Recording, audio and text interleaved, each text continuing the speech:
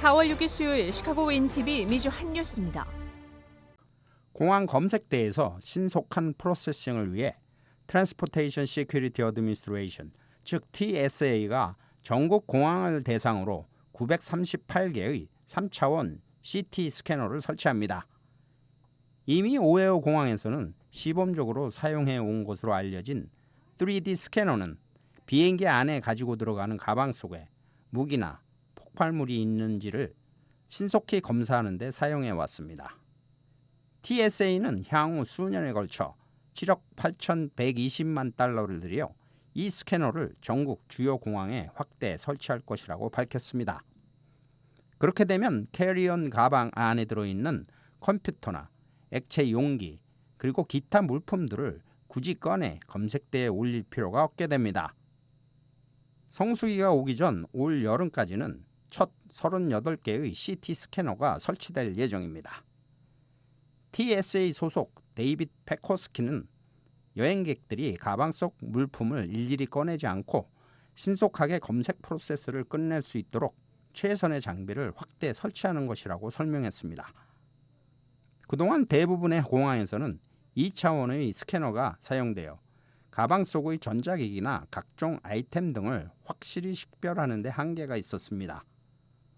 앞으로는 병원에서 환자 치료 목적으로 사용하던 이런 3차원 CT 스캐너를 사용함으로써 공항의 반입 물품 검색 과정이 더 효율적으로 이루어질 것으로 기대한다고 카터 랭스턴 TSA 대변인은 밝혔습니다. 이 같은 3D 스캐너는 2018년도 말부터 시카고 오헤오 공항을 비롯해 LA, 오클랜드, 샌디에고 그리고 네바다주 해리 라이트 국제공항 등에 이미 설치되어 시범적으로 사용하고 있습니다. 윈티비 뉴스 이전봉입니다.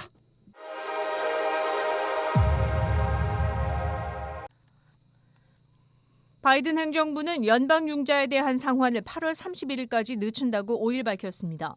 팬데믹 기간 동안 수백만의 미국인들은 대학 시절 받은 연방융자액에 대한 페이먼트 유예를 받아왔습니다. 지난 5월 1일부터는 상환 일정이 다시 시작될 예정이었으나 4개월 정도를 다시 지연시킨 것입니다. 이런 조치는 미국 전체에서 연방정부 융자액 1조 6천억 달러에 달하는 융자액의 부담을 여전히 안고 있는 4,300만 명에게 해당되는 것이라고 교육부는 밝혔습니다. 이 중 700만 명에 달하는 인원은 융자에 대한 최소한의 페이먼트를 270일간 내지 못한 관계로 채무 불이행의 낙인이 찍힌 상태입니다. 융자에 대한 페이먼트가 8월 말까지 연기된다 하더라도 그 기간 동안 이자는 붙지 않습니다. 버거킹은 누가 뭐라 해도 햄버거 와퍼가 유명합니다. 그러나 버거킹의 마케팅에 대해 시비를 걸고 나선 4명의 소비자들이 나타났습니다. 이들은 실제 매장에서 받아온 햄버거 와퍼의 크기가 너무 작다고 불평했습니다. 광고를 통해 선전한 와퍼의 크기는 실물보다 약 35%가 크다며 소송을 건 것입니다. 이 소송은 플로리다주의 연방법원 남부지부에서 지난달 28일 접수된 것으로 알려졌으며 버거킹의 고객으로서 마케팅 전략에 농락을 당했다고 지적했습니다. 그러나 정확한 변상 액수는 기재되지 않았습니다. 이에 대해 버거킹의 대변인은 현재 소송이 진행 중이거나 소송 가능성이 있는 사안에 대한 코멘트는 안 한다라는 입장만 밝혔습니다. 미국의 우크라이나 피난민 10만 명의 수용 계획이 발표된 가운데 미국에 사는 아프리카와 캐리비안 출신 이민자들이 미국 정책은 이른바 이중잣대를 쓰고 있다며 불평의 목소리를 높이고 있습니다. 러시아의 침공으로 피난길에 오른 우크라이나인들을 구제하기 위해 이 같은 정책과 더불어 이미 미국에 살고 있는 우크라이나 출신 이민자들도 임시적으로나마 추방시키지 않을 것이라고 미 행정부는 밝힌 바 있습니다. 아프리카 출신 이민자들 중 헤이리 혹은 카메룬 출신의 이민자들은 이를 가리켜 인종차별이라고 성토하고 나선 것입니다. 헤이리의 경우 지진과 대통령 암살 등으로 피난민 행렬이 이어졌으며 카메룬 또한 격심한 내전 등으로 피난길에 올랐습니다. 그러나 미국으로부터 우크라이나 사람들 같은 혜택을 받지 못했다고 지적했습니다. 그들은 우크라이나인들은 유럽인들로 간주되고 우리는 아프리카 출신 흑인들로 간주돼 동등한 혜택을 받지 못한 것은 이민 정책과 인도적 정책에 있어 이중잣대를 이용한 것이나 다름없다고 주장하고 나섰습니다.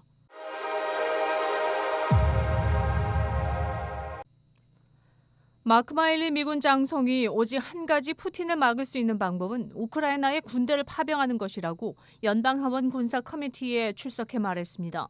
러시아의 침략 전쟁을 막는 방법은 오로지 파병이지만 러시아와의 군사적 대결 위험이 도사리고 있어 그것을 찬성할 수는 없다고 밝혔습니다. 나토 또한 군사적으로 우크라이나를 도와 러시아와 대치하는 것을 거절하고 있는 가운데 우크라이나 젤렌스키 대통령은 이에 대한 불만의 목소리를 높이고 있습니다.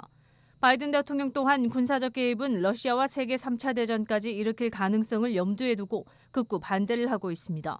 지난 2월 24일부터 시작된 러시아 침공으로 우크라이나의 수많은 지역이 황폐화돼 가면서 자국에 대한 군사력 파병과 아울러 비행기가 우크라이나 영공을 침범하지 못하게 해달라는 젤렌스키의 호소는 계속되고 있지만 서방 세계에서는 군사 장비와 인도적 지원 등만을 추진하고 있는 상태입니다.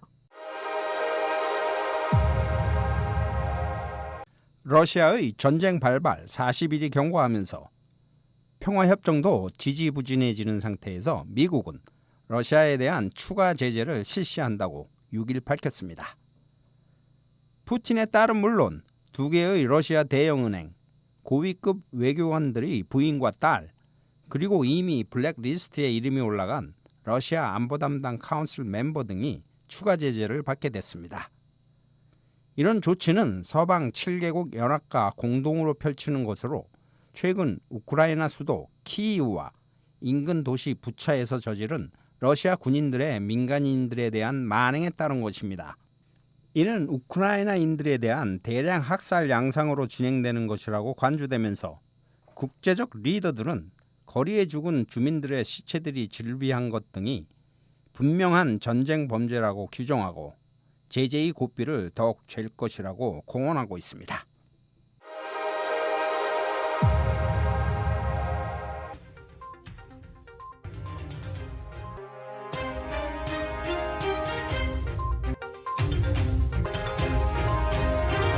코로나19 관련 자세한 내용은 시카고 토탈닷컴을 통해 다시 볼 수 있습니다.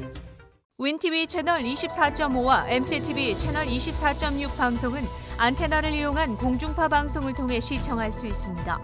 코로나19 비상시국 뉴스24에서는 여러분의 제보를 기다립니다. 제보 전화 847-290-8282번입니다.